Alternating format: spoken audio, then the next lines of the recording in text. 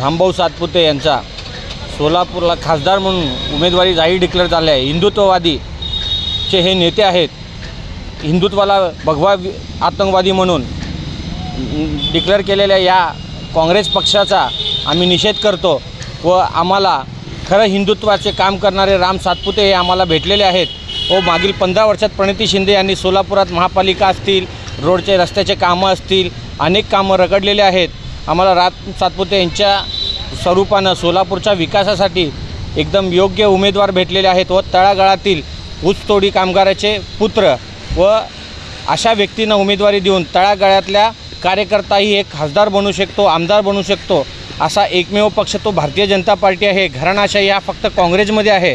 भारतीय जनता पार्टीमध्ये सर्वसामान्यांना निवडून देणारा हा पक्ष एकमेव पक्ष असा भाजप पक्ष आहे व रामभाऊ सातपुते यांना आम्ही 3 लाख मतानं विजयी होतील।